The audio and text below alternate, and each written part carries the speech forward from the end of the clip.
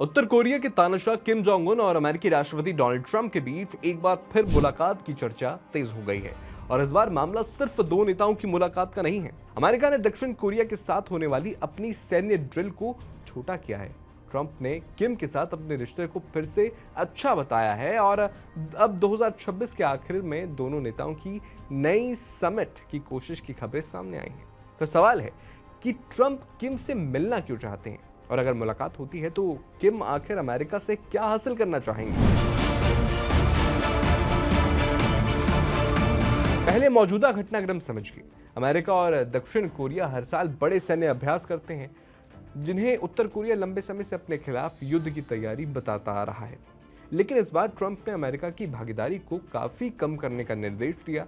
इसके बाद दोनों देशों ने अभ्यास की अवधि 11 दिन से घटाकर 5 दिन करने और कुछ फील्ड ट्रेनिंग कम करने का फैसला किया।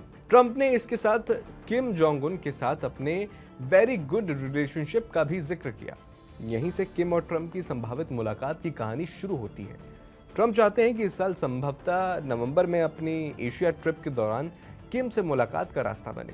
नवंबर में चीन में एपेक समिट होने की संभावना इस मुलाकात के लिए एक संभावित मौका मानी जा रही है, लेकिन अभी ये पक्का नहीं है कि समिट होगा ही। अब सवाल यह है कि किम जोंग उन ट्रंप से मिलना क्यों चाहेगा। सबसे पहली वजह यह है कि अमेरिका से सीधे बातचीत करने की ताकत। देखिए, उत्तर कोरिया के लिए अमेरिका सबसे महत्वपूर्ण स्ट्रेटेजिक ओपोनेंट है। किम अगर सीधे अमेरिकी राष्ट्रपति से बातचीत करता है तो वो खुद को सिर्फ एक छोटे देश के नेता के तौर पर नहीं, बल्कि ऐसी न्यूक्लियर पावर के नेता के रूप में पेश कर सकता है जिसे अमेरिका को गंभीरता से लेना पड़ेगा। दूसरी वजह है प्रतिबंधों से राहत। उत्तर कोरिया पर लंबे समय से भारी इंटरनेशनल सैंक्शंस हैं।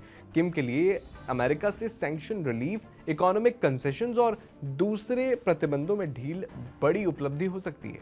लेकिन यहाँ मुश्किल ये है कि अमेरिका लंबे समय से नॉर्थ कोरिया के न्यूक्लियर और मिसाइल प्रोग्राम को लेकर चिंतित है।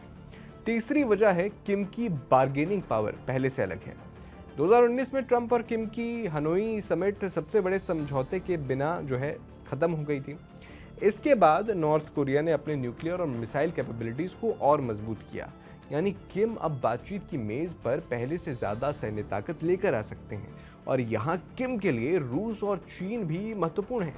पिछले कुछ सालों में नॉर्थ कोरिया ने रूस के साथ अपने रिश्ते काफी मजबूत किए हैं और यूक्रेन युद्ध में रूस को सैनिक और हथियार देने की भी बात सामने आई है। इसके बदले नॉर्थ कोरिया को आर्थिक और सैन्य मदद मिलने की रिपोर्ट्स हैं। साथ ही चीन उसका सबसे बड़ा आर्थिक साझेदार बना हुआ है।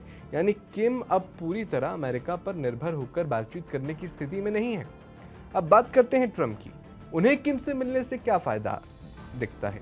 सबसे बड़ा जो फायदा है वो एक बड़ी फॉरेन पॉलिसी डील है। ट्रंप खुद को ऐसे नेता के रूप में पेश करते रहे हैं जो बड़े और मुश्किल विवादों में सीधे डील कर सकता है। अपने पहले कार्यकाल में वो किम से 3 बार मिले थे। हालांकि उन मुलाकातों के बावजूद नॉर्थ कोरिया का न्यूक्लियर मिसाइल जो प्रोग्राम था, न्यूक्लियर प्रोग्राम था, वो खत्म नहीं हुआ। इस बार ट्रंप शायद पूरी तरह डी न्यूक्लियराइजेशन की मांग से शुरुआत करने के बजाय पहले बातचीत का मौका बनाना चाहें।